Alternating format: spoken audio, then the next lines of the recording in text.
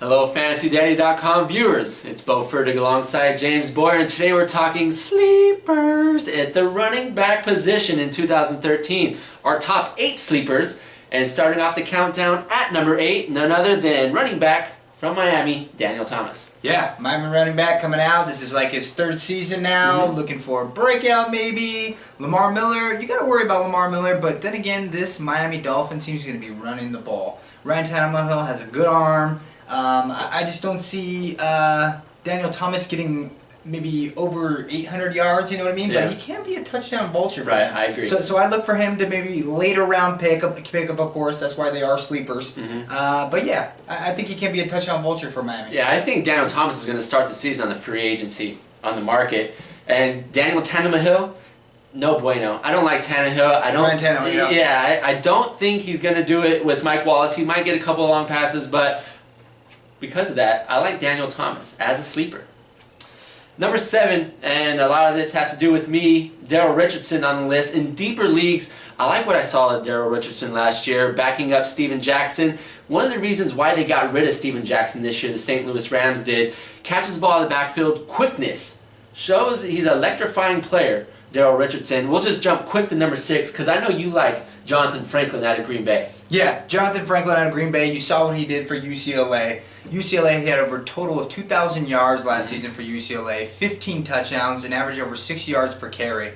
He did that with the UCLA team that really wasn't that great either. I look for Jonathan Franklin to have a pretty good year. He had most of his good runs at UCLA in the shotgun, and he's looking to probably do that same thing with Eddie Lacy being that more every down back. He gets them in the third down, third down and long situations. He could prove to get a lot of looks there in Green Bay. I like Jonathan Franklin. The reason UCLA was actually pretty good last year in the Pac-12 was because of Jonathan Franklin. They had a rookie quarterback, so when you look at a player that has put the offense on his back, that was Jonathan Franklin last year, and I think that's why he does good things this year in 2013 with Aaron Rodgers as his quarterback. Good out of the backfield, catching balls out of the backfield. I like him going forward in 2013.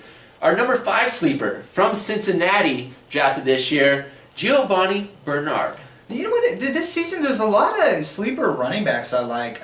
Giovanni Bernard is not going to be their featured back, but I think as the season progresses, he has the skills to become that. And at UNC, in the past 2 seasons, he has consecutive 1,300-yard rushing yard seasons. He's had double-digit touchdowns in those seasons and caught over 40 balls consecutive seasons. So that shows that he could do it, as a pass catcher and running up the field as well. Yeah, the coaches out of OTAs and out of early training camps really likes Bernard out of the backfield. They're actually talking about putting him in the slot.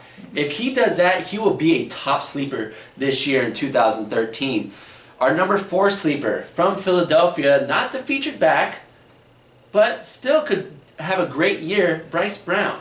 Bryce Brown is a home run hitter. This guy can really do it. And I think with Chip Kelly style offense, Chip Kelly's going to try to get as many offensive plays as he can possibly while they're on offense. And I think that because of that, they're going to want to keep their running backs fresh. LaShawn McCoy, like you said, still that featured back. He's going to do it. But I think Bryce Brown this year, they're going to show the load a little bit. I like Bryce Brown. Yeah, Chip Kelly's known for running quick plays, quick offenses, 20 seconds per play, something like that, in between plays. Slim receiving core with Macklin out. They're going to need more touches from different players. And because of that, I think Brown takes that extra load and has a good year for the Philadelphia Eagles. We saw him last year when McCoy was out. Like you said, that home run hitter, real quick speed. And because of it, Chip Kelly likes to highlight those type of players. Definitely. At number 3, our number 3 sleeper out of San Diego, Danny Woodhead. Yeah, Danny Woodhead. Don't sleep on this guy whatsoever. Danny Woodhead has been a producer his whole career, and he's done it just silently. And I think with Mike McCord, he talked about recently how they're going with the fresh back system, the same way they did with Denver, and the fact that with Hillman and McGahee, McGahee went out and then he had to go Noshawn Moreno. So just kind of just transferring those backs back and forth in order to keep them fresh. And with that being said, Danny Woodhead is going to have a big year. He's shown the ability to catch the ball in the backfield.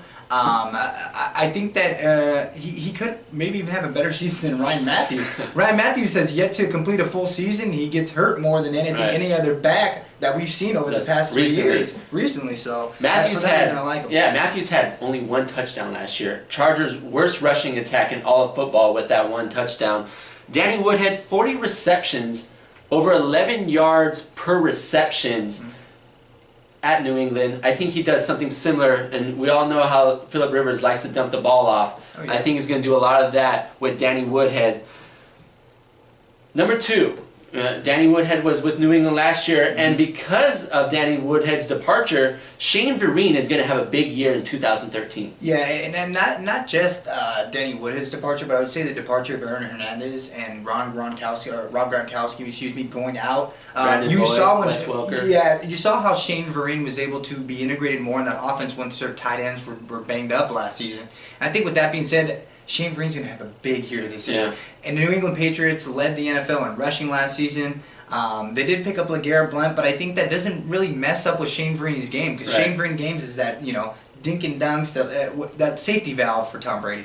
And our 5-4-3 and 2 receivers, we're all talking PPR, especially in PPR. These are big sleepers because these are backs catching the ball out of the backfield. Definitely. Like you said, New England led the NFL last 2 years in rushing touchdowns. Okay. So because of that, Shane Vereen is going to get a lot of looks out of the backfield. And our number 1 sleeper in 2013, not a lot of people talking about him, but we like this guy. That's why he's at number 1, Chicago running back Michael Bush. The touchdown vulture. This guy will lead the team in rushing touchdowns. Matt Forte every year has shown that he struggles in that red zone or within that 5-yard line being able to score. I really like Michael Bush. Not only can the guy run the ball, he can catch the ball in the backfield. What not a lot of people realize. Yeah, not a lot of people realize. I mean, he averaged over 10 yards per catch in the past 2 seasons with Oakland. Right. So, I mean, you figure with Chicago and a better team, a more vibrant team, Michael Bush, you can't forget about this guy. Michael Bush is a bruiser. He was that player in Louisville, and he has shown the exact same style of play in the NFL. He hasn't fallen off. He will run you over and fall in the end zone, and we expect a lot of that as the Chicago Bears this year with Matt Forte, like you said, having difficulties at goal-to-goal touches. And that will do it for running back sleepers. If we went by too fast for you, could always check out our article down below. We also have our other sleeper positions at quarterback and receiver, and that will do it. James Boyer, Bo Furtick on FantasyDaddy.com. We'll catch you later.